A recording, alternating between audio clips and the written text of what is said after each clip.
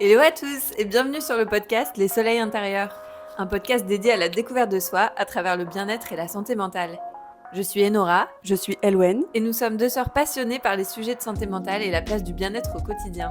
Dans ce podcast, on a le plaisir d'accueillir des invités inspirants, des kinésiologues, des professeurs de yoga, des sophrologues, des masseurs ayurvédiques, des psychogénéalogistes et bien d'autres praticiens dédiés à l'épanouissement personnel. Après avoir traversé des épreuves comme des burn-out, des reconversions ou encore des accidents de la vie, ils ont tous en commun la quête profonde de sens. Ils ont ensuite façonné leur propre chemin et trouvé leur manière de rebondir. À travers ces entrevues, on va plonger ensemble dans leur parcours unique. Découvrons ce qui les a conduits à embrasser leur pratique et comment ils l'appliquent pour enrichir la vie de ceux qu'ils rencontrent. Au fil des conversations, nos invités partagent généreusement leurs conseils pratiques et leurs rituels bien-être conçus pour être intégrés facilement dans ton quotidien. Que tu sois en quête de sérénité intérieure, de méthodes pour gérer le stress ou simplement curieux d'explorer de nouvelles pratiques pour nourrir ton esprit et ton corps, les soleils intérieurs, c'est ton shot de bienveillance et pourquoi pas l'ouverture à de nouvelles pistes pour une meilleure connaissance de toi. Alors prépare-toi à être inspiré, à découvrir de nouvelles perspectives et à prendre des habitudes qui transformeront, nous l'espérons, ton bien-être au quotidien. Et maintenant, place à l'épisode. On accueille Christophe Sibila. Alors vous le verrez, Christophe, c'est quelqu'un qui a eu plusieurs vies. Il a été danseur étoile, mais aussi guide touristique en Égypte, dans une oasis. Un parcours, mais vraiment unique. Et aujourd'hui, il est professeur de breathwork. Et dans cet épisode, il nous parle de justement comment est-ce qu'il pratique le breathwork au quotidien, comment est-ce qu'il l'enseigne aussi au travers de cours collectifs et de cours personnalisés. Dans cet épisode, Christophe il nous parle aussi de ce qu'est le breathwork à proprement dit, comment le pratiquer, quels sont ses bénéfices. Vous le verrez tout au long de cet épisode, Christophe, c'est quelqu'un de passionné, de passionnant, qui a tellement de choses à raconter sur son parcours de vie. Et je vous laisse tout de suite avec l'épisode. Okay. Bonjour Christophe. Bonjour Elwen. Merci de nous rejoindre pour cet épisode des Soleils intérieurs. Bonjour à vous qui nous regardez. Donc, pour commencer, on a un invité très spécial aujourd'hui qui s'appelle Christophe Sibila. Si tu peux te présenter en quelques mots et de Bien la sûr. manière dont tu le souhaites, ce serait avec plaisir. Donc comme tu l'as dit, je m'appelle Christophe, je suis sur Nice depuis 3 ans et je suis en pleine reconversion professionnelle, suite à un parcours plutôt atypique, j'ai envie de Ok. dire.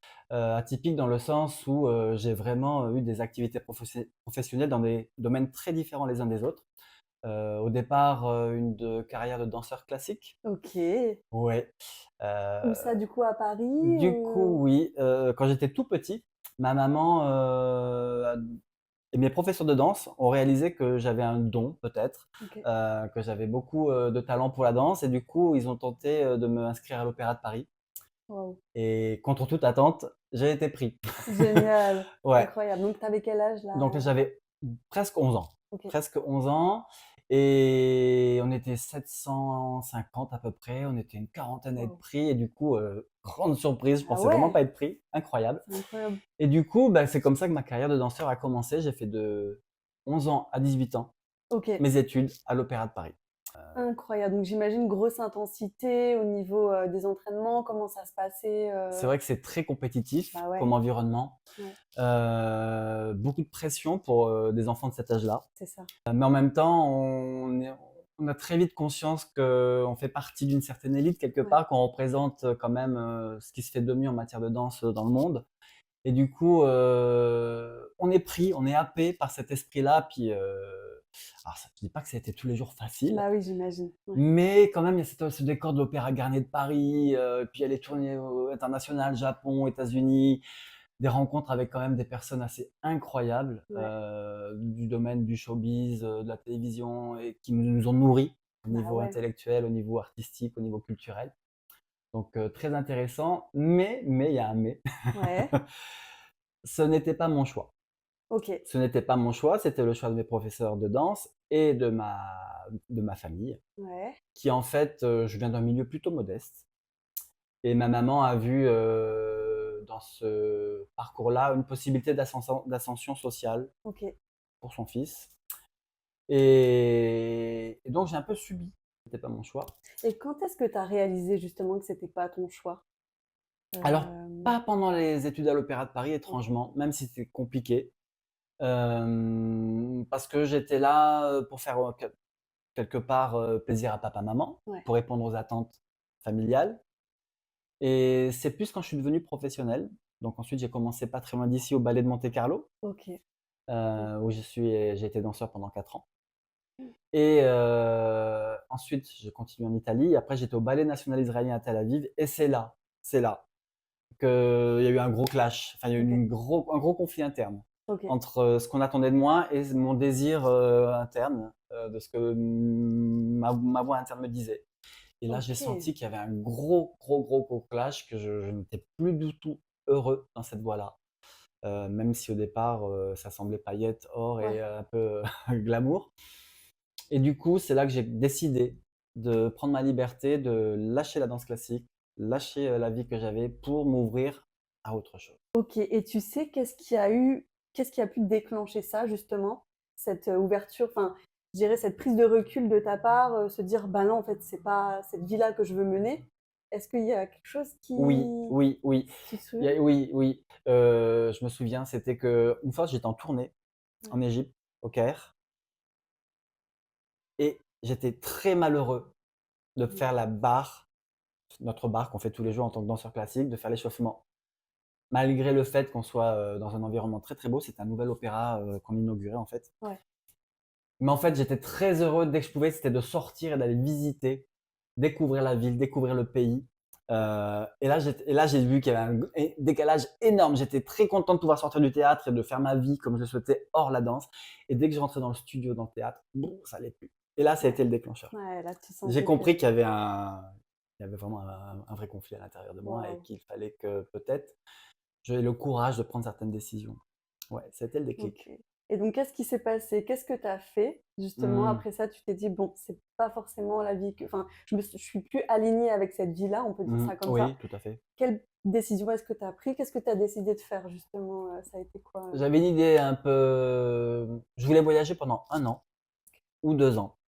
J'avais suffisamment d'économies pour, voyager pendant 2 ans de par le monde, et l'idée, c'était de sortir de cette bulle, je me sentais un peu enfermé dans cette bulle de la danse classique, Ouais, et je traversais une crise, mystique déjà. J'avais OK, 25 ans, je OK, traversais une crise mystique, et je me suis dit: «Bon, ben je vais rencontrer des maîtres spirituels, que ce soit dans le soufisme, donc en Turquie ou ailleurs, des maîtres peut-être, bouddhistes». Enfin, je me voyais dans cette démarche spirituelle, en même temps de découvrir le monde pour peut-être trouver ma façon à moi de m'exprimer par le corps, par la danse, mais pas classique. OK, Donc m'ouvrir au monde que je ne connaissais pas, j'avais toujours été dans cette bulle de verre de la danse classique, et trouver mes clés, mes codes, mon vocabulaire pour peut-être m'exprimer, mais d'abord il fallait que je connaisse le monde pour ça. ouais, Et pour répondre à ta question, ça a commencé que je connaissais une famille de bédouins qui vivaient dans le désert du Sinaï, en Égypte, OK, et du coup, j'ai décidé que j'allais commencer mon voyage en vivant avec eux. Et je suis resté 3 mois à waouh, vivre avec eux dans le désert du Sinaï, entre Nouéba et Sainte-Catherine, donc à OK, l'intérieur des terres. C'est un lieu que j'aimais beaucoup, une belle énergie, je ouais, trouve. Puis il y a la mer Rouge qui est fantastique, les fonds sous-marins sont exceptionnels. Et puis dès qu'on rentre dans les terres, il y a des ocres, des rouges, des oranges, il y a même du sable violet, enfin c'est incroyable. Il y a des piscines naturelles, enfin, j'ai adoré. Et au final, j'ai pas fait le tour du monde. OK. Ça t'a suffi? Ça m'a Enfin, suffi. En fait, c'est un jeu. J'ai commencé à aller sur la mer Rouge et à dire à des touristes: «Venez, je vais vous emmener voir des choses exceptionnelles. Je vais dans une famille, c'est génial, je vais faire découvrir, une vraie vie de nomade, comme vivent les bédouins locaux et tout ça». oh, Et du coup, je me suis inventé, donc guide touristique spécialisé sur les déserts en OK, Égypte. mais incroyable! Ouais, C'est ouais, changement de vie total, mais total, vie qui est plus alignée justement avec tes valeurs, et tout ça. complètement. Et par rapport, à la sophrologie, donc Ouais, l'activité que tu fais là maintenant, ouais, si tu veux, nous en dire plus par rapport à comment est-ce que tu es arrivé à cette pratique-là? oui. Qu'est-ce qui a éveillé le besoin, chez toi justement d'accompagner, les gens dans les techniques de breathwork et Ouais. de sophrologie? Si justement tu peux nous dire, un Alors peu juste, plus, léger oui, rétro-feedback, bien sûr. c'est que je menais juste avant une carrière, donc dans l'aviation, où OK, j'étais cadre, pour une compagnie aérienne, et j'ai senti encore une fois que j'étais pas aligné avec ce que je faisais. OK, d'accord. Donc tu as eu combien de vies en fait? Ah! Je sais pas. Désolée. Beaucoup, je me suis réincarné plusieurs fois dans une seule vie, je crois.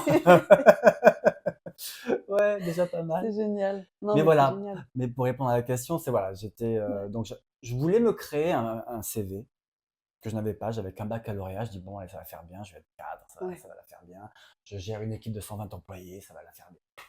Et en fait, j'ai réalisé que c'était pas pour moi. C'était OK. pas pour moi. Donc ce qui a fait qu'effectivement, quand, la compagnie ne n'a plus voulu de moi, après 15 ans de boîte, bah, je dis: «Voilà, c'est une opportunité pour me réaligner justement». Je Et c'est comme ça qu'effectivement, je suis venu à la sophrologie, au coaching, à la respiration, au breathwork. Je suis étudiant en psychologie aussi encore. Et là, effectivement, de nouveau, je me réaligne avec ce qui est important pour moi, savoir accompagner les gens. J'ai la valeur de transmettre, Ouais. de partage, Mmh. de reconnexion à soi, de prendre du temps pour soi. On vit dans un monde trépidant où les choses vont très très vite. Je pense qu'on a largement notre place, les thérapeutes, pour être à côté des gens, les accompagner dans cette société qui peut être parfois difficile. Ouais. Et c'est en cela que je me suis dirigé vers la sophrologie parce que la sophrologie, c'est une vraie, discipline de connaissance de soi. Mais Ouais. vraiment, il y a d'autres disciplines, hein, il y a aussi, déjà la méditation, il y a aussi la respiration et la sophrologie en fait partie aussi et ça complète très bien ce que je fais actuellement, savoir le breathwork, la respiration, ça vient en complément. Complètement. Voilà. Est-ce que tu pourrais justement nous en dire plus sur comment est-ce que tu travailles, toi, que ce soit en sophrologie, en breathwork? Ouais. Quelles sont les méthodes que tu mets en place pour aider les gens justement au quotidien? Oui. Alors, je suis pas encore sophrologue, mais ça va l'être, dans les mois qui Ouais. viennent. Voilà. Je finis mes études de 2 ans à Montpellier, là, très Mmh. bientôt. La sophrologie, ça on utilise beaucoup la respiration aussi comme outil, comme le breathwork. Ouais. Ça, c'est intéressant. On utilise beaucoup l'écoute du corps, énormément, les sensations, le retour, au corps, parce qu'on vit dans une société occidentale où on est parfois beaucoup pris du corps, on est Ouais. très dans le mental. On est oui, beaucoup et donc du coup, j'accompagne les gens pour répondre à ta question, sur des thématiques telles que le stress, l'anxiété, la gestion des émotions, la confiance en soi, c'est quelque chose qui revient très souvent. Ouais. Les moments de transition aussi, de questionnement, de quête de sens. Il y a beaucoup de personnes qui, 30 ans, 40 ans, réalisent que peut-être, comme moi avant, ne sont pas complètement alignées avec ce qu'elles font et veulent redonner du sens à ce qu'elles font dans leur vie privée ou dans leur vie professionnelle. Ouais, Et je complètement. les accompagne en cela à découvrir quelles sont leurs passions motrices, quelles sont, leurs valeurs, vraiment, reconnecter aussi aux sensations, au plaisir de faire les choses, ne plus banaliser les choses, par exemple, et trouver, une voie parfois, qui est peut-être plus alignée, C'est voilà. ça à laquelle on n'aurait pas forcément pensé. Mmh. Donc, comment est-ce que, tu penses que justement la sophrologie, ça aide à diminuer le stress? Je sais que quand on avait discuté tous les 2 en préparant à cet épisode, tu m'avais parlé justement des effets chimiques, Oui, mais ça, c'est plutôt par rapport au breathwork. ouais, oui. Si tu peux nous en dire plus? Moi, ça m'avait enfin, je Bien savais pas sûr, du tout, mais bien j'ai trouvé sûr. ça passionnant et Alors le breathwork, ce qui se passe dans le corps, on va parler de ouais, ça, hein, c'est ça ça, te va? complètement. OK. Ouais, Donc, le breathwork. En fait, le breathwork, c'est un mot générique qui regroupe plein de techniques de respiration, mais celle que je pratique et celle dont je t'avais parlé, ouais, voilà, effectivement, induit toute une cascade d'effets biochimiques et biophysiques dans le corps. Donc c'est une hyperventilation contrôlée. Ça veut dire que donc on va continuer à respirer de manière circulaire, c'est qu'il n'y a pas d'arrêt entre l'inspiration et l'expiration. Et donc, qu'est-ce que ça va induire dans le corps?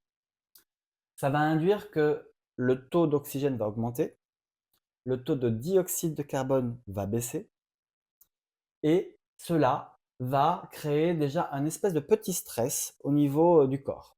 OK. Heu et puis, comme le dioxyde de carbone baisse et que l'oxygène monte, cela va j'arrive jamais, va rendre plus alcalin le sang.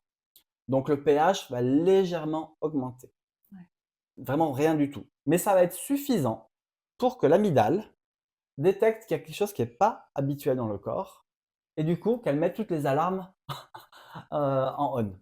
Et du coup, la première alarme, c'est qu'il va y avoir du cortisol qui va être, sécrété, ce qui va un peu stresser. Donc comme si le corps devait être prêt à faire face à un danger, soit attaquer ou soit fuir, hein, le OK. fameux fight or flight. Ouais, c'est ça, attaque ou part. Et puis à un moment donné, le cerveau, quand on continue de respirer ainsi, en général, c'est entre la 8e et la 12e minute, c'est assez précis.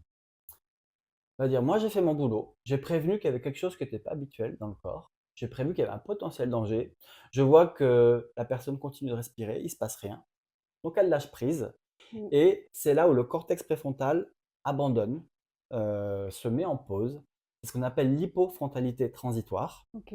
mot un peu technique, et c'est là où justement il n'y a plus de censure. Et c'est là où la magie opère, l'inconscient ressurgit, parce qu'il n'y a plus de censure, il n'y a plus de jugement, il n'y a plus de critique, plus d'auto-jugement, plus d'autocritique. Et tout ce qu'on a pu enfouir dans l'inconscient, que l'ego cherche à gâcher, toutes ces choses-là, ben ressurgit parce qu'il y a cette hypofrontalité transitoire et il n'y a pas de censure. Et c'est là que la magie opère dans le sens où toutes les émotions réprimées du passé, toutes les blessures qui n'ont pas été guéries du passé, tous les traumatismes du passé peuvent s'exprimer via le corps. Le corps a sa propre intelligence et ça va s'exprimer par des mouvements, par des spasmes, par de la colère, par des pleurs, par quoi que ce soit, Mmh. sans avoir à verbaliser quoi que ce soit. C'est ça qui est génial. Ouais. Et on dit que la respiration pour cela est aussi efficace que le MDR pour les traumatismes. Le MDR, c'est si tu peux nous, Bien sûr. expliquer pour ceux qui Alors, nous écoutent, oui. Alors, le MDR, c'est une technique qui a été inventée par une femme, dont j'ai oublié le nom, au départ pour traiter les traumatisés de la guerre du Vietnam aux États-Unis. OK, d'accord, Voilà. OK. En fait, ça veut dire Eye Movement Desensation Reset, quelque chose comme OK. ça, je crois. L'idée, c'est elle a réalisé qu'en faisant des mouvements d'yeux, de gauche à droite, rapides, très rapides, ça permettait à des informations qui n'ont pas été traitées de traumatisme d'être mieux traitées par l'autre hémisphère et du coup de ne moins subir les traumatismes. Et OK, ça d'accord. part d'un mouvement des yeux. Et c'est utilisé par les psychologues de nos jours pour soigner les traumatismes, abus sexuels, accidents graves, terrorisme, toutes ces choses-là. Je pense qu'à Nice, malheureusement, quand c'est eu les événements, Ouais, on a dû beaucoup utiliser le MDR pour accompagner les gens. ouais, C'est complètement. extrêmement efficace pour tous les traumatismes. Et la respiration breathwork serait aussi efficace que, que le MDR, donc pour traiter les traumatismes, sans OK. avoir à verbaliser quelque chose, à la différence de l'EMDR. Là, c'est le corps qui a sa propre intelligence et qui exprime, qui évacue par ce dont il a envie, ce qu'il a évacué. C'est ça, donc c'est souvent quand on dit on travaille sur soi, ce qui est important, c'est d'enlever des couches, Oui, pour justement retrouver un peu son authenticité, enfin son être véritable, comme on pourrait dire. oui. Et du coup, c'est un peu ça que tu fais avec, tes patients, enfin les personnes que tu accompagnes, Oui, c'est les aider à enlever vachement de couches pour qu'eux, ils se sentent, bah, qu'ils retrouvent peut-être la confiance en eux, qu'ils se complètement. libèrent de tous les jugements, qu'ils peuvent eux-mêmes porter sur eux, quoi, au-delà Complètement. de ce que les autres peuvent penser. Est-ce que justement, toi, tu as des anecdotes, enfin, par exemple, des personnes que tu as accompagnées où tu as vu un Oui, vrai changement, oui. Déjà, au ce que je niveau de voudrais la souligner, c'est que le breathwork, c'est déjà, bon, comme tu l'as dit, c'est une vraie reconnexion à soi, à sa mmh, nature profonde, ouais, qui va au-delà de, parce qu'il y a une conscience aussi qui s'élargit.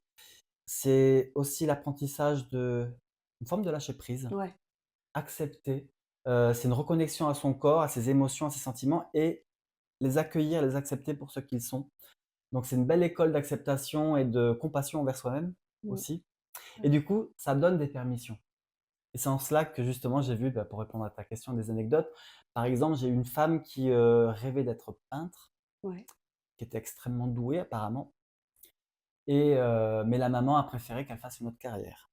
Et ça a OK. été le grand regret de sa vie. Et des années plus tard, elle a voulu s'y remettre et elle n'y arrivait pas. Il y avait toujours cette voix maternelle qui lui donnait comme un interdit, comme cette injonction: «Tu ne peindras pas, tu ne dessineras pas», alors qu'elle était extrêmement créative, extrêmement, douée, talentuée, douée, voilà. Et donc elle est venue me voir pour une séance privée OK. et on a travaillé donc sur ce blocage, sur cette voix interne, sur les permissions, Ouais. voilà. Donc on a commencé par une phase de coaching, parce que je fais toujours du coaching avant la respiration, OK. pour voir ce qui se passe, quelle est la situation. Je prends une bonne heure pour ça déjà. Et après vient la respiration dans les heures qui suivent. Et effectivement, j'ai eu un retour d'elle que après donc la séance de respiration, elle avait ressorti le matériel, elle avait ressorti les pinceaux, elle avait ressorti la peinture, elle avait une idée très précise de ce qu'elle voulait peindre et elle a recommencé. Donc ça, c'est par exemple une Incroyable. anecdote Mmh. de ce que peut permettre la respiration sans avoir à verbaliser. Enfin, on a verbalisé le coaching avant, mais après, on a fait la séance de respiration. Et j'étais tellement Bien content sûr. pour elle qu'elle s'est enfin donné cette permission, elle a pu lâcher prise, elle a pu accepter ce désir qui était là en elle et se l'autoriser. C'est ça. S'autoriser à être, en fait. Mmh. Et elle me dit: «C'est trop tard». Je lui disais: «Mais non, mais il n'est jamais trop tard pour être soi, pour devenir soi». Ouais. Et voilà, et je suis content. Enfin, voilà, c'est une petite graine qu'on met et ça germe. Parfois, bon, ça prend le temps que ça prend, mais Bien sûr, c'est ça. Je voilà, pense que ça dépend aussi des personnes, si elles sont prêtes à s'accepter aussi. bien sûr. Il y a un moment pour tout dans la vie. Je pense que les personnes qui viennent te voir, c'est qu'elles sont prêtes aussi à passer le pas et à Oui, travailler sur elles aussi. Et je trouve ça génial. Et puis, comme tu le dis, toi aussi, tu aussi heureux pour la personne que tu accompagnes bien parce sûr. qu'elle arrive à justement à retrouver une vie beaucoup plus épanouie. Donc, c'est là aussi, je pense que toi, tu peux le voir par rapport à tes expériences professionnelles précédentes, Mmh. que tu as trouvé ta voie et que maintenant tu es aligné et que. Oui. En fait, ça a été une vraie révélation. La Ouais. première fois que j'ai fait une séance donc de breathwork, j'ai envie de dire par hasard, mais il y a pas de hasard dans la vie. Mmh. Mais c'est rigolo, c'est internet qui me l'a proposé, j'ai pas choisi, c'est YouTube qui m'a proposé, Ouais. l'algorithme m'a proposé d'essayer une séance de breathwork et j'ai dit: «Wow, pourquoi pas?» Et la première fois que j'ai essayé ce truc, j'ai compris, j'ai dit: c'est ça que je cherche, c'est ça que j'ai envie de». J'ai vu les effets bénéfiques, tout de suite en moi, j'ai vu Mmh. la puissance de. En fait, ce qui est fou, c'est qu'on respire entre 22 et 26 000 fois par jour, depuis qu'on est né. C'est un Ouais. truc qui nous accompagne toute notre vie, jusqu'à notre dernier souffle, on parle de dernier souffle, hein. Mais Ouais. on n'a pas conscience de ce pouvoir extraordinaire que nous avons là, sous le nez, gratuitement. Et oui, je ne sais pas si je m'égare, mais en tout cas, Pas oui, du tout, non, non, non. c'était ça, c'est que j'ai eu cette vraie révélation et je me suis dit: «Là, il y a un truc, il faut que j'approfondisse cette connaissance de la respiration qui est utilisée depuis des milliers d'années», hein. Le Ouais. pranayama indien, on l'a pas inventé, les chamans utilisent ça depuis des milliers d'années aussi. Et transmettre cet outil formidable de transformation qu'est la respiration. C'est un truc incroyable ce que peut faire la respiration et on l'ignore. Mais Donc ouais. je me suis trouvé une mission et oui, je suis très heureux d'accompagner les gens et semer des graines, voir si ça peut germer et les personnes viennent effectivement, si elles sont prêtes certainement, Ouais. pour revenir à ce que tu disais, mais aussi, ce qui est génial, c'est que parfois les gens viennent par curiosité, ils ne savent pas s'ils sont prêts ou s'ils ne sont pas prêts. Mais ce qui est génial, c'est qu'il y a des gens qui disent que le breathwork, c'est l'équivalent de plusieurs semaines, plusieurs mois, voire plusieurs années de thérapie en une Ouais. séance. Ça m'étonne pas. Ça débloque des choses, sans avoir, comme je le disais plus tôt, sans avoir à verbaliser quoi que ce soit. Mmh. Et même s'ils sont pas prêts, consciemment, leur inconscient sait qu'il est prêt à lâcher quelque chose Ouais. et que c'est le moment. Et du coup, c'est ce qui permet d'avancer et d'avancer vraiment rapidement sur sa propre voie. Mais Ouais, c'est ça, comme tu dis, comme tu l'as dit par rapport à la vidéo que tu as eue sur YouTube, il y a rien qui arrive par hasard. Je ouais, pense que les personnes qui croisent ta route et qui, justement, souhaitent être accompagnées par toi, bah, elles ont un vrai, il y a quelque chose, en fait, en elles, qui soit conscient ou inconscient, qui fait qu'elles vont, se tourner vers toi. Et donc toi, tu proposes, donc tu m'as dit, des coachings individuels, oui. donc tu accompagnes des personnes one to one et aussi des, Je fais des ateliers ouais, des collectifs. ateliers collectifs. Ouais, c'est ça, OK. tout à Comment fait. ça se passe dans les 2 cas? Si tu peux nous Bien présenter un sûr, peu, bien sûr. tout ça? Alors, dans les ateliers collectifs, c'est certes moins ciblé sur une problématique spécifique liée à la personne. Mmh. Donc, en général, j'arrive dans mes ateliers qui durent 3 heures et demie, OK. ils sont assez longs. Donc j'arrive avec une thématique précise, qui est annoncée avant. Donc ça peut être la confiance en soi, ça peut être, se donner des permissions justement. J'ai Ouais. une roue des permissions qui a été créée, par Giza Jaoui, qui est la maman d'Agnès Jaoui, l'actrice, que j'aime beaucoup, qui est une très grande qui a été une très grande psychologue et donc je travaille sur les roues des permissions. Je peux travailler sur les 4 accords Toltec, OK. je peux travailler, sur, oser parler en public, oser être soi, enfin ça dépend. Ouais. Voilà, je propose un thème Mmh.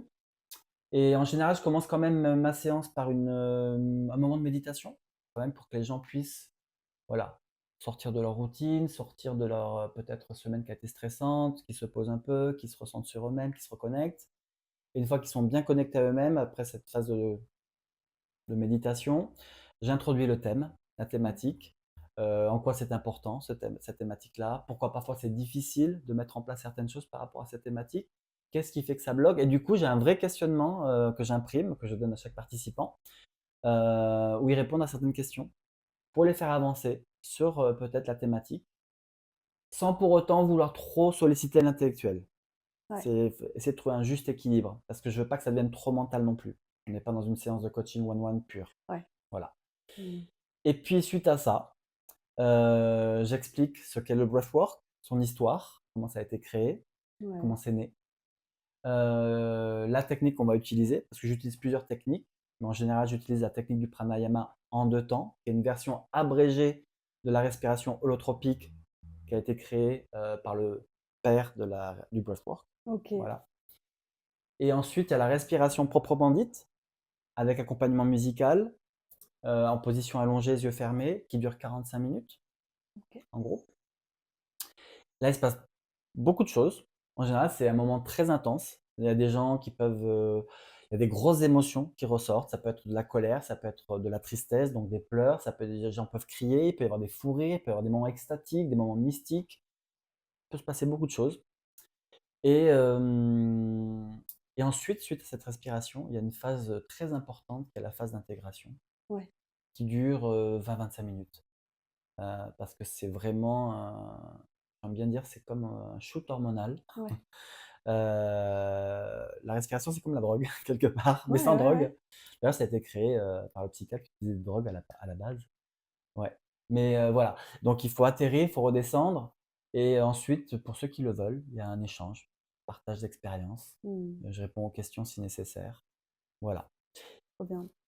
Et comme je suis danseur à la base et que je me re je trouve pas le mot, je suis à nouveau, je me réconcilie avec la danse. J'essaie petit à petit d'intégrer, le corps dans OK. l'accompagnement. C'est ce que j'ai fait avec cette femme qui voulait plus peindre. Je lui ai fait fermer les yeux, je lui ai fait visualiser. Après, je me demande dans son corps où est-ce que ça bougeait et elle a commencé à peindre, imaginairement sur le mur, les yeux fermés. Donc j'exploite et j'explore l'utilisation du corps, le mouvement aussi. Parce que pour moi, le mouvement, c'est comme la respiration, c'est la vie. Tout à fait, Voilà. complètement. Donc tu nous as parlé des différentes techniques de respiration. Oui, Si tu peux nous en dire justement, enfin, tu nous as parlé de respiration holotropique, de tout oui, ça. Bah, moi, ça m'intéresse vachement de savoir, d'en savoir un peu plus là-dessus. Si tu oui, peux, bien bah, sûr. nous expliquer lesquelles tu utilises, Oui, dans quel cas, s'il y a des cas spécifiques où tu utilises certaines méthodes ou pas, bien sûr. ça serait super. Complètement. Ouais, Ouais, ouais. Je peux faire un petit rappel historique très bref? complètement. Ouais, Ouais, parce qu'à la base, ça va apporter un éclairage sur ce que je pratique. ouais, bien sûr. Ça a été créé donc, les 2 fondateurs, principaux du breathwork, c'est dans les années 60. On a Leonard Orr et Stanislav Grof, qui étaient 2 psychiatres. Ils ont découvert que par la respiration, on pouvait amener dans des états de conscience modifiés, qui permet de libérer justement tous les traumatismes, les émotions bloquées.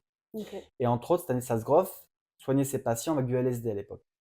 Voilà, de respiration drogue. Ouais, c'est rigolo, hein. Ouais. Mais on y revient. Il y a un très bon documentaire sur Netflix, aux États-Unis, ils reviennent là-dessus, Ah qui ouais? s'appelle Aux confins de l'esprit. OK. Et où justement, il y a 4 épisodes, et c'est un sur la psilocybine, donc les champignons hallucinogènes, un sur le LSD, un sur le cactus San Pedro au Mexique, et le quatrième, je ne sais plus lequel, qui montre les effets bénéfiques de ces drogues-là pour soigner la dépression, l'anxiété, toutes ces choses-là. Du coup, ça revient. Bref, OK. dans les années 60, donc Stanislas Grof travaillait avec ses patients là-dessus. Ça a été sous Nixon, il a été invité aux États-Unis pour poursuivre ses recherches, parce que psychiatrie et LSD, ça marchait super bien. Bon, après Nixon a fait la guerre aux drogues, donc du coup ça a été interdit. Et c'est là qu'en se penchant sur les techniques de respiration du pranayama et des chamans, il a découvert que par la respiration, on pouvait recréer le même état que le LSD quasiment. OK. Voilà, et c'est comme ça que le breathwork est né. Et Waouh. pour Leonard Orr, le rebirthing. Donc et c'est là que je vais expliquer justement les différentes écoles, les différentes Carrément. respirations. Ouais. Donc Stanislas Grof, il a créé ce qu'on appelle la respiration holotropique, la voie vers le tout, vers le plein. Pour C'est un néologisme de mot grec, voilà. Et ça a duré 3 heures les respirations, c'était très long. Et son but à lui, c'était vraiment de pouvoir se libérer, des traumatismes du passé, des blessures et des émotions qui n'ont pas pu être exprimées.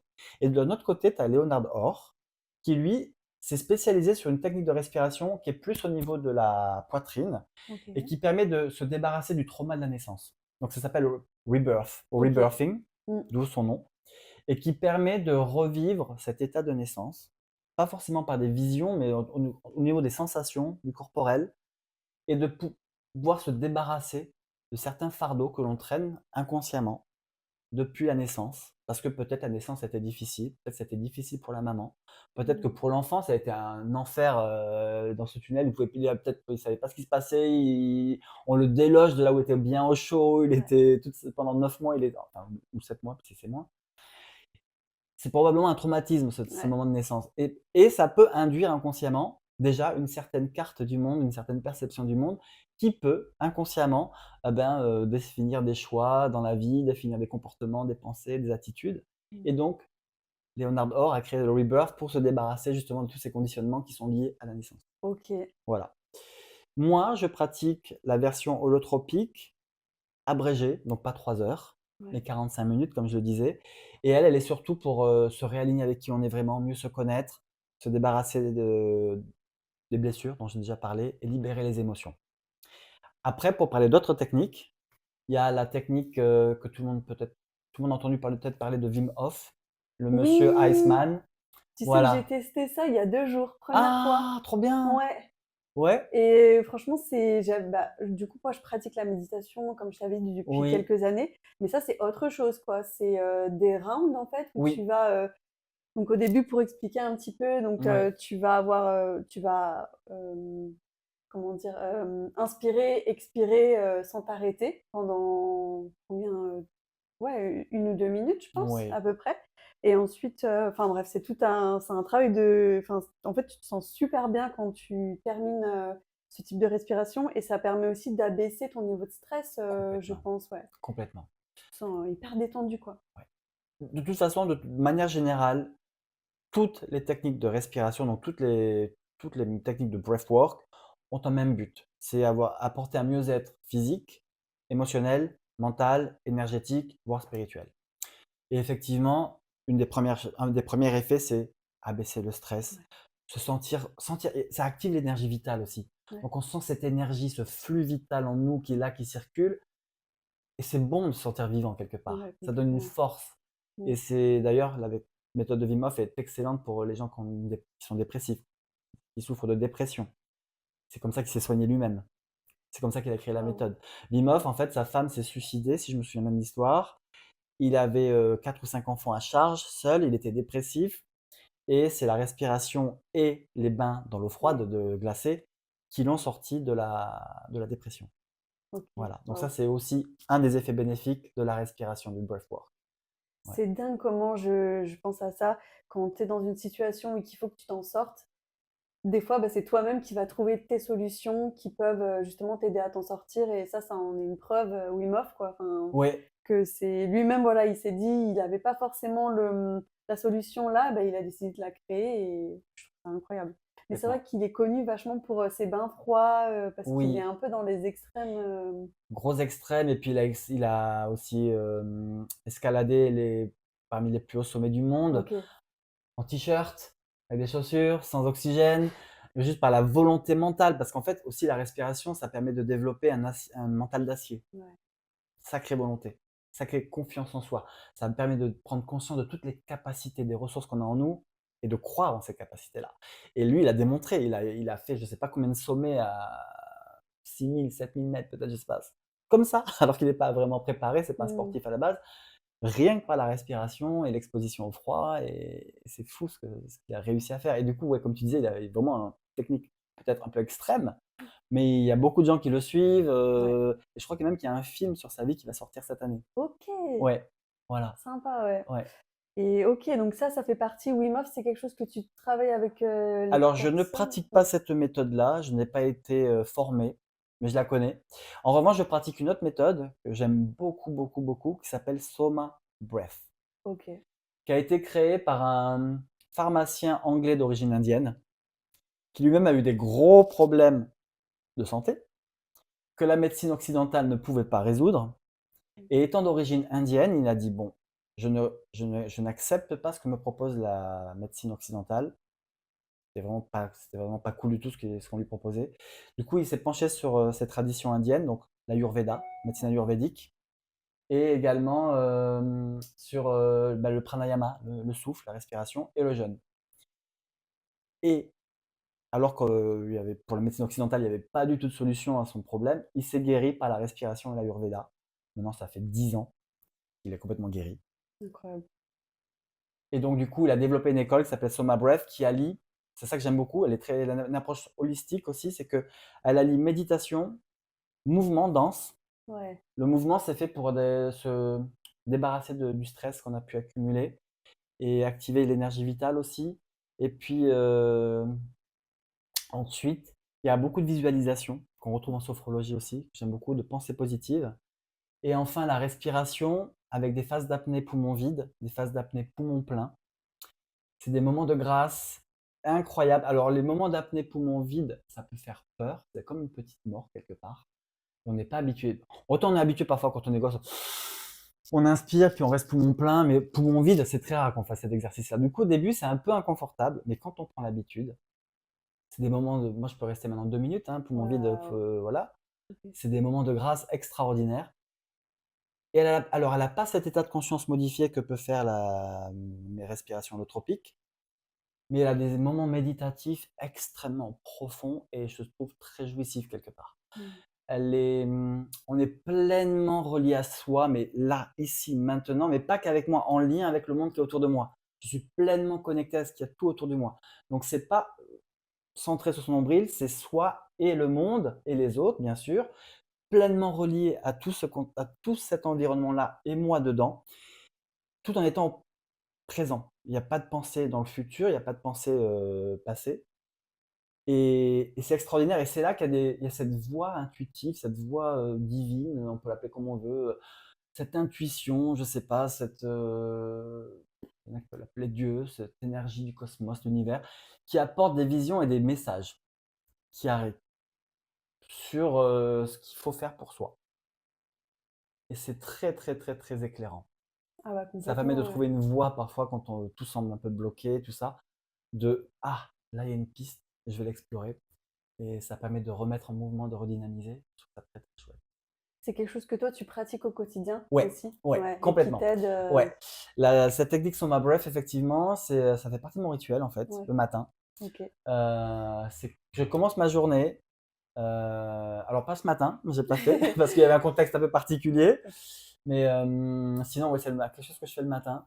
Pour ceux qui regardent la vidéo, je peux conseiller d'aller sur YouTube, de chercher soit dose quotidienne d'énergie Soma Breath ou chercher Soma Breath sur YouTube. Il y a beaucoup de vidéos en libre accès. Et effectivement, j'aime beaucoup la dose quotidienne d'énergie parce qu'elle ne prend que 16 minutes. Ouais. C'est assez court. Mm. Il y a juste 2 cycles de respiration. Et elle permet de s'énergiser pour toute la journée. Elle libère toutes les hormones qui font du bien. Oui, ça, j'ai oublié de le dire aussi. Ça libère donc tout ce qui est endorphine, dopamine, sérotonine, ocytocine. Donc c'est un vrai shoot de Mm. bien-être le matin. Et on sait que, et après, ça permet d'être actif, d'être productif. Et on sait que plus on est productif le matin, mieux ça va se passer la journée. Si on fait rien le matin, qu'on commence à procrastiner, on va se culpabiliser tout le restant de la journée, on va Ouais. pas faire les choses et du coup, on va pas être productif dans la journée. Mm. Donc les premières heures sont essentielles le matin et ça permet à ça justement, de ne pas procrastiner, peut-être d'aller d'emblée prendre le gros problème qui nous attend dans la journée et s'y attaquer. Et puis d'être vraiment de bonne humeur, d'être en bonne énergie. Et donc je fais ça tous les matins, effectivement. C'est 16 minutes, c'est Bah très oui. efficace. Mais complètement, hein, parce que souvent on dit les choses que tu vas faire au début de la journée, ça va déterminer le reste de ta journée. Complètement. Donc si tu commences au réveil en train de regarder tes réseaux sociaux, tu vas être dans une... enfin, ça va être totalement différent que si tu commences avec de la méditation, du breathwork, etc. Et puis comme tu dis, enfin moi, c'est comme toi. Après, ça dépend. Des fois, le matin, je le fais pas toujours, mais j'essaye et je sens que quand je vais faire de la méditation pendant 20 minutes le matin, par exemple, ça va tout changer. Je vais avoir un état d'esprit beaucoup plus clarifié. Mhm. Je vais sentir que ma journée, elle est beaucoup plus fluide et que, je sais pas, je réfléchis de manière plus pratique, quoi. Enfin, je, je sais pas. C'est comme si mon cerveau, il est plus embué, il est tout à fait, il est frais, quoi. Il est prêt à attaquer la journée, il est dynamique et voilà quoi. Donc c'est quelque chose, bah ouais, je pense qu'on peut tous. Et d'ailleurs, je pense qu'on mettra les liens de Christophe dans la description sur YouTube Oui, pour comme ça vous pourrez retrouver ouais. tout ça. Au moins l'essayer une fois. Ouais, essayez Déjà, une fois, ouais. essayer une fois la respiration. Parce que voilà, aussi une chose très importante, la respiration abrégée holotropique que je fais en atelier collectif, je ne la recommande absolument pas à pratiquer chez vous via une vidéo, parce qu'il y a des risques. En revanche, celle de Soma Breath et tout ça, il n'y a aucun problème, allez chercher les vidéos et faites un essai. Déjà, c'est une très bonne introduction à ce que peut faire la respiration dans vos vies, tant sur le plan physique, émotionnel, mental. Et comme tu le disais, ça, déjà dès le matin, ça apporte cette clarté mentale Ouais, qui contribue à déjà bien commencer sa journée sans trop s'éparpiller et oui, être, vraiment, aligné déjà avec, ce qui est important pour soi et passer une meilleure journée, j'ai envie de dire. Ouais, ah mais complètement, hein. ouais, Franchement, et même je le vois quand je peux faire la différence entre les journées où je vais pas méditer le matin et les journées où je vais le faire, ouais. je le vois complètement, quoi. Et quand par exemple, enfin, je sais que pour la méditation, on arrive à avoir une certaine pratique, enfin à, une certaine expérience par rapport à la pratique quotidienne qu'on en fait. Est-ce que c'est pareil par rapport au breathwork ou est-ce que c Oui, il enfin y a il y a des étapes, j'ai envie de ouais, dire. Il y a des d'accord. étapes. Effectivement, c'est une très bonne question dans le sens où, en général, la première expérience est plutôt inconfortable, il faut le dire. OK. Le breathwork que j'enseigne, donc la version abrégée de l'holotropique, pas le Soma Breath, est inconfortable parce que ce n'est pas une respiration habituelle, c'est une hyperventilation qui demande un vrai effort pendant les premières minutes. On ne respire que par la bouche, donc déjà, c'est inconfortable. Et puis, surtout, quand on est dans cet état de conscience modifié, en général, pendant la première séance, c'est très physique. OK. Très physique, mais dans le sens où ça peut être un peu douloureux. Et ça crée une espèce de tétanie où parfois les mains se crispent comme ça en pince de crabe ou en pince de homard, ce qui est OK. plutôt inconfortable. Alors dans la plupart des cas, c'est très surprenant et ça s'arrête là, mais pour des personnes, ça peut devenir des crampes, ça peut faire mal. En général, ces crampes passent dans les minutes qui suivent après, ça ne dure pas toute la séance. Et il faut dépasser cette zone d'inconfort. Et effectivement, c'est les premières étapes, c'est très inconfortable, mais c'est le corps qui commence déjà à libérer Mmh. certaines choses. C'est un signe qu'il y a des blocages énergétiques et ça s'incarne, ça se matérialise par ces douleurs physiques. Ça, c'est la première étape. Ensuite, effectivement, souvent, ensuite, il y a cette reconnexion à soi qui se fait, qui est beaucoup plus profonde. Et là, on recommence à revisiter parfois le passé. D'accord. Donc, les traumatismes du passé, les émotions qui n'ont pas pu être exprimées. Et là, c'est un travail plus en profondeur qui est en train de se faire, où on commence à se libérer justement. On fait ce nettoyage émotionnel Mmh. interne pour redevenir un peu plus soi, un peu plus aligné. Et puis ensuite, effectivement, quand on continue, en général, troisième étape, c'est plus de l'ordre on va toucher à ce qui s'est joué à la naissance, OK. voilà, voire au niveau transgénérationnel. Tout ce que l'on porte, malgré nous, depuis des générations, comme un fardeau qui ne nous appartient pas, mais qui malgré tout est là, et qui induit certains comportements, certains conditionnements. Et là, pareil, on commence, comme tu disais tout à l'heure, la pelure d'oignon, tu sais, Ouais. dont tu parlais, on commence à enlever ces pelures petit à petit.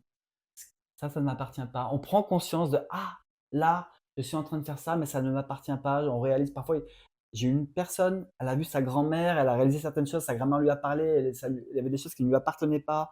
Elle était morte 9 ans plus tôt, elle a compris ça 9 ans plus tard, grâce à la respiration.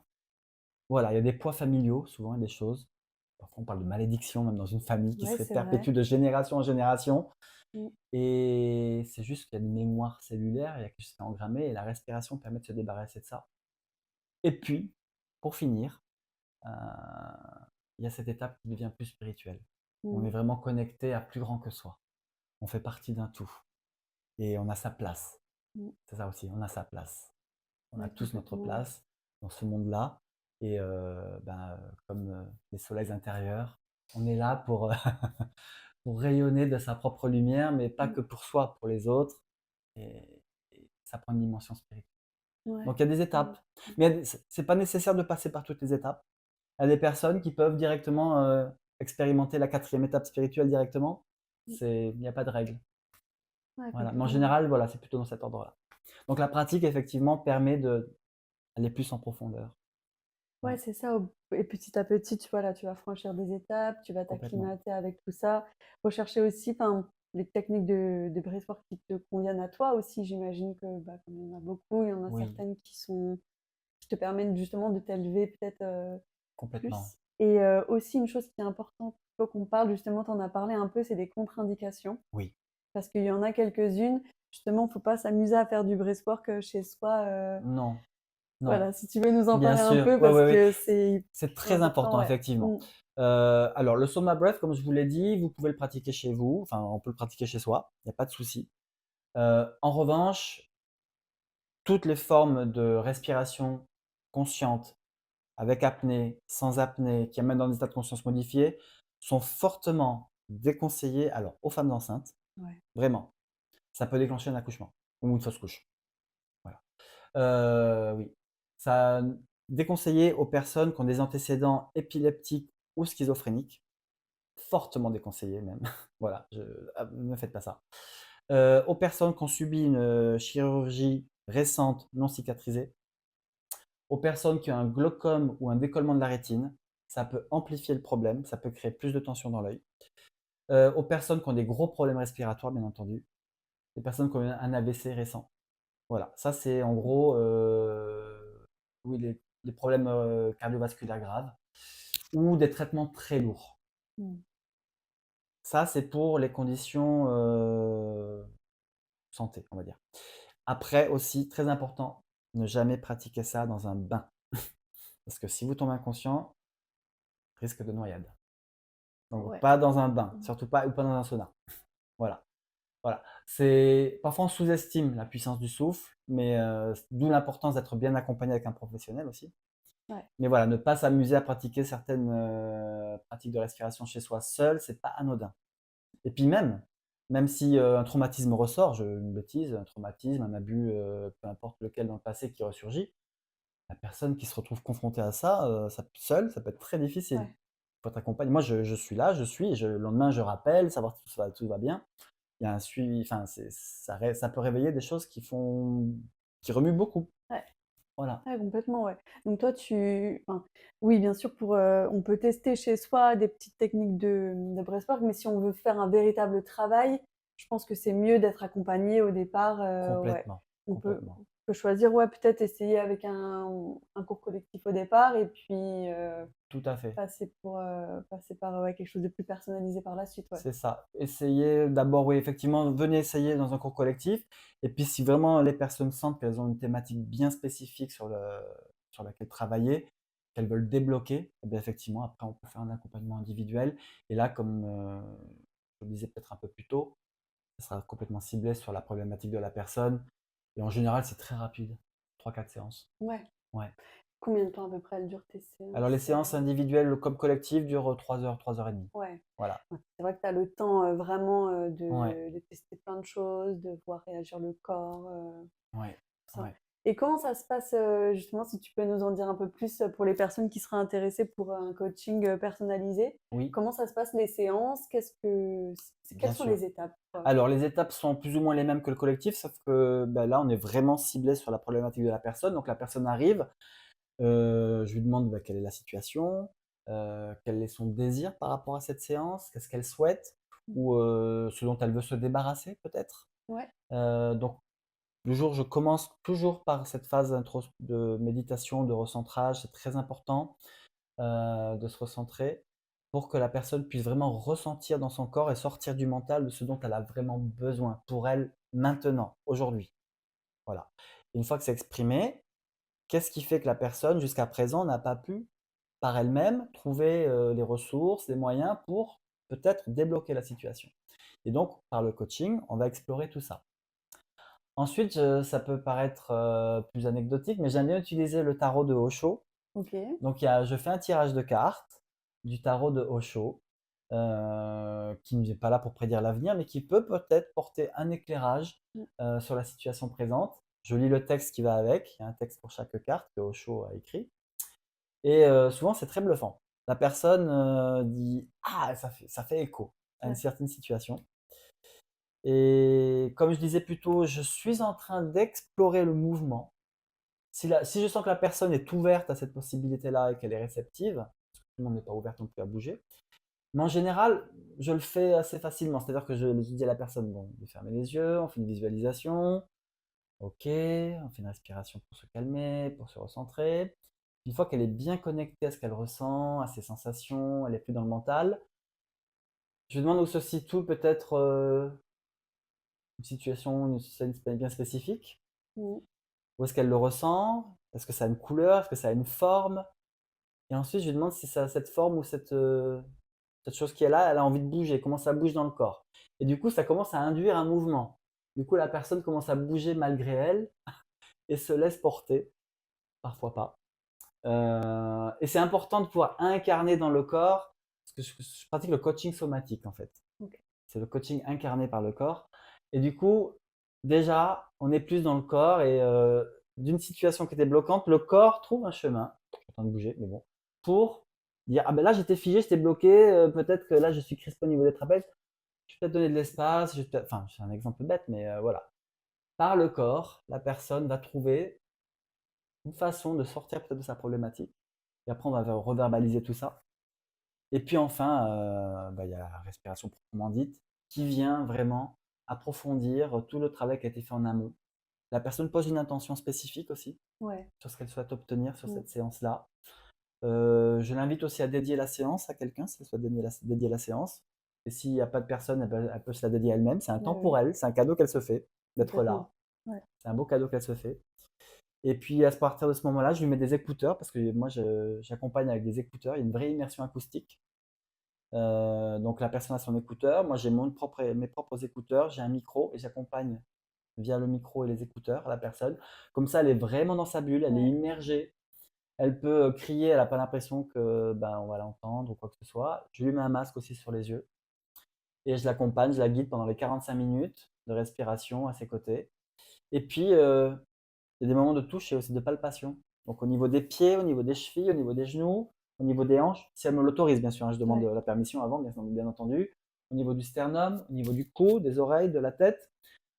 C'est ce qu'on pratique aussi en Reiki. Alors je ne fais pas de Reiki, mais bon, le professeur qui m'a enseigné le breathwork fait aussi du Reiki. Et ça permet aussi de débloquer énergétiquement. Le fait rien que de toucher, de dire je suis là, je suis à tes côtés, Mm. ça permet de débloquer certaines émotions aussi. Et pareil, à la fin, phase d'intégration, Ouais. je couvre la personne avec une couverture parce que généralement on a froid. Ouais. On a très froid dans la phase d'intégration. Et puis après, il y a un partage. Voilà. C'est ça, donc elle te raconte un petit peu enfin, ce qu'elle a vu, ce qu'elle a ressenti. Est-ce qu'il y a beaucoup de personnes justement qui voient des choses? Oui, notamment cette personne dont je parlais plus tôt, sa grand-mère était morte 9 ans plus tôt. Ouais. Elle n'avait pas pu être présente pour l'enterrement parce qu'elle était à l'étranger. Et elle pensait que c'était OK. Elle n'avait pas pleuré la mort de sa grand-mère et elle pensait que c'était OK. Et pendant la respiration, sa grand-mère est venue la visiter. OK. Elle avait un message à lui délivrer sur la famille. Et alors que sa grand-mère l'a visitée comme dans un rêve, pendant la respiration, elle s'est aperçue qu'elle ne s'était jamais autorisée à pleurer. Elle n'avait pas fait le deuil de cette mort-là. Du coup, elle a pu pleurer pendant cette séance-là, la mort de sa grand-mère, qu'elle n'avait jamais fait le deuil. Et elle avait ce fardeau inconscient en elle, mais elle ne Mmh. l'avait pas réalisé. Ouais. Et elle a réalisé qu'elle portait ce poids-là de ne pas avoir été à l'enterrement, de ne pas avoir été à côté, de ne pas avoir pleuré sa grand-mère, de ne pas avoir pu être sur la tombe. Et grâce à cette séance de breathwork, pourtant, elle a dit, j'ai jamais pensé à ma grand-mère après. Ouais. Là, c'est revenu et elle a senti que c'était extrêmement bénéfique pour elle, que inconsciemment, elle portait cette culpabilité-là. Et ça lui a permis d'avancer. Et j'ai un autre cas aussi d'un homme qui ne s'était jamais autorisé à pleurer de sa vie Waouh! et qui, pour la première fois de sa vie, a pleuré dans une séance de breathwork et en collectif en plus. Et là, il m'a écrit cette semaine, il me demande une séance privée maintenant. Voilà. Et il s'était jamais autorisé. Il m'a dit, je ne sais pas ce que c'est pleurer, je n'ai jamais réussi à pleurer. Et il a dit dans le groupe. Et pendant la séance, il s'est passé un truc et il a pleuré.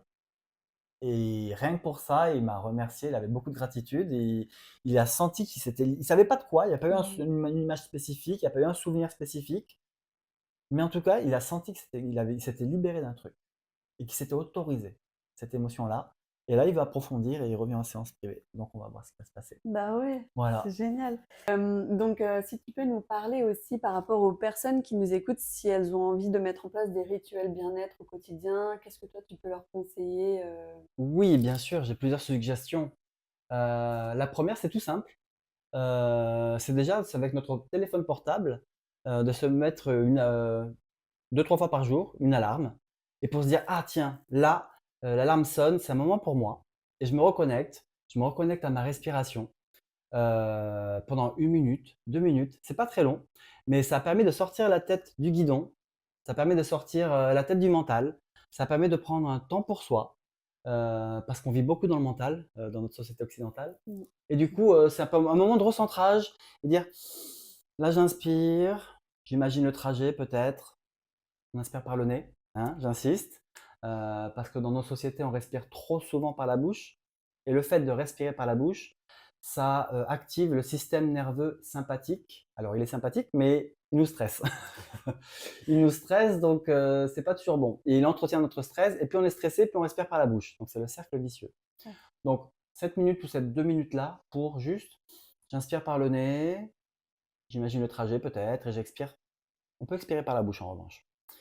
Et rien que respirer par le nez, ça va activer le système nerveux parasympathique, celui qui calme, celui qui apaise, qui permet de sortir du stress. En plus, ça produit de l'acide nitrique, c'est vasodilatateur, donc ça fait baisser la pression sanguine, ça va baisser le rythme cardiaque. Donc ça, c'est une première chose qu'on peut faire. Deuxième chose que je peux recommander, c'est, beaucoup de personnes connaissent, c'est la cohérence cardiaque. Mmh. La cohérence cardiaque, on inspire en 5 temps, ou 5 secondes, par le nez, puis on expire en 5 secondes et on fait ça 5 minutes. C'est tout simple, c'est tout bête, mais cela va permettre de réguler le système nerveux autonome et donc d'être plus relié à ce que l'on fait, plus aligné avec ce que l'on fait. Ça va permettre de réguler le système nerveux, donc ça permet aussi d'avoir une meilleure digestion, d'être plus productif, d'être plus calme si on est stressé. Et il y a plein d'applications qui sont gratuites. Donc, je recommande Respi Relax Plus, qui est gratuite. Il y a l'application Breathwork sans le O, qui est en français. Et il y a l'application Breathwork avec le O, qui est en anglais. Et qui propose plein d'exercices de respiration. Et puis, autre rituel que je peux recommander, c'est ce qu'on appelle la respiration en carré. Mmh. Donc, la respiration en carré, c'est que on inspire en 4 temps par le nez. 2, 3, 4. Je bloque poumon plein. 2, 3, 4. J'expire en 4 temps. 2, 3, 4. Et je bloque poumon vide. 2, 3, 4. Et on repart. J'inspire en 4 temps. Apnée poumon plein 4 temps. J'expire en 4 temps. Et apnée poumon vide 4 temps. C'est ça qu'on appelle en carré. Voilà. Et en plus de la cohérence cardiaque, elle apporte beaucoup de clarté mentale. Donc ça, c'est chouette aussi. Et puis enfin, ben, pour ceux qui ont un peu plus de temps, mais c'est pas une perte de temps au final, je vais expliquer pourquoi. C'est pratiquer par exemple la dose quotidienne d'énergie de Soma Breath qui dure 16 minutes. C'est pas long. Non, c'est pas long. C'est pas long et vraiment elle va booster, elle va permettre de libérer plein d'hormones qui font du bien. Elle va vous booster pour la journée et en fait c'est pas une perte de temps parce qu'on va être derrière beaucoup plus efficace Ouais. dans ce qu'on va faire. On va être beaucoup plus focus, beaucoup plus concentré. Donc au final on gagne du temps. Voilà. Bah, c'est ça, même si on pense qu'on n'a pas le temps le matin, bah, on a toujours du temps pour ça. Ouais. En tout cas, merci beaucoup Christophe d'avoir fait cette interview Merci. avec nous pour les soleils intérieurs. On mettra toutes les informations en barre d'infos sur YouTube, comme ça vous pourrez les retrouver. Et puis c'était passionnant. Je te remercie vraiment pour tout ce que tu as pu nous transmettre aujourd'hui. Merci. Et voilà, ben, je vous dis ciao ciao et puis à bientôt pour un nouvel épisode.